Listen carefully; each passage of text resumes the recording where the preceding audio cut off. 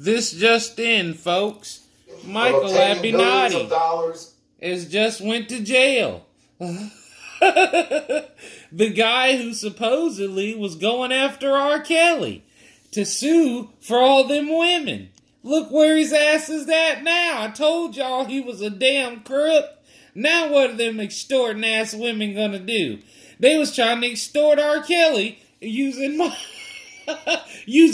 Avenatti, the master extorter, who tried to just extort Nike today and got arrested. Extortionate threats for the now who's gonna fucking represent those lying women? Purpose of obtaining millions of dollars in payments for himself. Avenatti repeatedly pressured the company to agree to pay or risk having Avenatti hold a press conference that he claimed would dramatically drive down the stock price of the company and its market value. As Avenatti threatened in one recorded meeting, if the company did not meet his demands, the company might die, but if not, it was, quote, going to be inflicted with cut after cut after cut after cut. As alleged, the entire scheme played out in less than a week. Avenatti first met with representatives of the company last Tuesday, March 19, in Manhattan.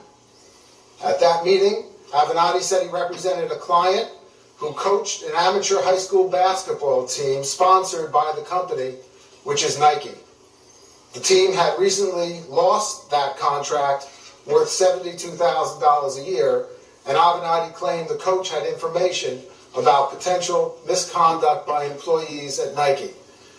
The allegations of misconduct were similar in kind to those that form the core of a prior criminal prosecution brought by our office, that payments were made to families of high school basketball players. In that meeting, and in subsequent conversations that were recorded as part of our investigation, Avenatti threatened to hold a press conference at which he would make these allegations public if the company did not agree to his financial demands. That bitch was running for president too, I thought. Avenatti promised to this shit is gut busting. Forego the press conference and allow the company to avoid financial harm if the company agreed to pay his client $1.5 million and for Avenatti himself to retain Avenatti and another co-conspirator to conduct a multi-million-dollar there goes the case against R. Kelly, folks. Internal investigation because the lawyer who was bringing the case is now going to prison for trying to extort Nike. I told y'all that the company Avenatti's a crook. Avenatti made clear that he was approaching the company at a time intended to maximize the potential financial damage of such a press conference, namely on the eve of the annual NCAA tournament and the company's quarterly earnings call. As Avenatti threatened on one call recorded during the investigation, if the company did not accede to his financial demands, and in his words, quote, I'll go take $10 billion off your client's market cap. Ooh. In a recorded meeting the next day with representatives of the company, Avenatti made clear that he expected to be paid up to $25 million, with $12 million to be paid up front and deemed earned when paid. And when asked by a lawyer for the company why the company would agree to such an arrangement, Avenatti responded in substance that he had the company in a very vulnerable position where he could wipe out $5 to $6 billion of its market capital. When the company's lawyers resisted paying Avenatti to conduct an internal investigation, Avenatti told the company it could skip paying for an internal investigation if instead it simply paid him $22.5 million. Then Avenatti said he would, quote, ride off into the sunset. Oh, you riding all right. Pressure and a sense of urgency were used in delivering these threats. As you can see from the timeline, this all happened in a period of 3 days. On day one, March 19th, a Tuesday, this was the first meeting between Avenatti, representatives from Nike, and the co-conspirator. At this meeting, Avenatti, for the first time, made his extortionate demands and threats. Following that meeting, representatives from Nike called prosecutors at my office and informed our office of the extortion demands and threats made by Avenatti. I Going really wish forward, them niggas would quit riding off of my all damn grass. I'm interactions gonna put a between fence Nike up there. representatives and Avenatti were recorded and They ain't got no overseen by the respect for FBI nobody. and my office.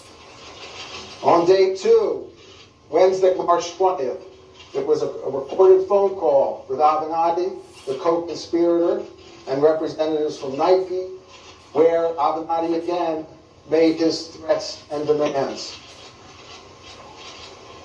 And on day 3, there was a meeting, which was recorded on Thursday, March 21st, last Thursday, in which Avenatti repeated his demands and threats.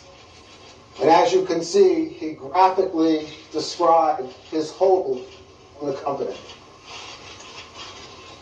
At the end of this meeting, on Thursday, they agreed that there would be one final meeting the coming Monday, which is today.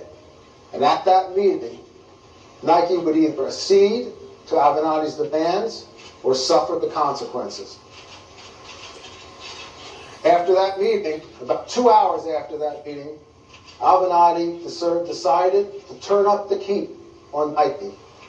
He issued a tweet, and it said, "Something tells me that we have not reached the end of this scandal." And by scandal, he's talking about the college basketball corruption prosecutions brought by the Southern District of New York. The scandal, it's likely far, far broader than imagined. So while this tweet went out to the public, it was intended and designed for an audience of one.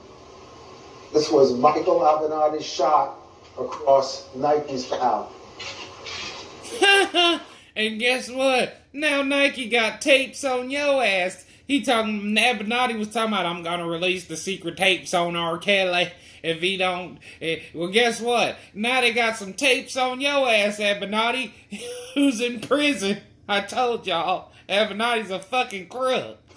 There goes the tape. There goes the R. Kelly case. Because those extorting ass women hired a master extorter ass lawyer, Micheal Avenatti, who's now going to prison. Through the alleged course of conduct, Avenatti used legal terms like claims and settlements and retainers. But these were mere devices to provide cover for Avenatti's extortionate demands for a massive payday. There goes the women's attorney to jail. By engaging in the conduct alleged in the complaint, Avenatti was not acting as an attorney. A suit and tie doesn't mask the fact that, at its core, this was an old-fashioned shakedown. Yep, like those women tried to shake down R. Kelly. Today reflect the hard using his crooked ass.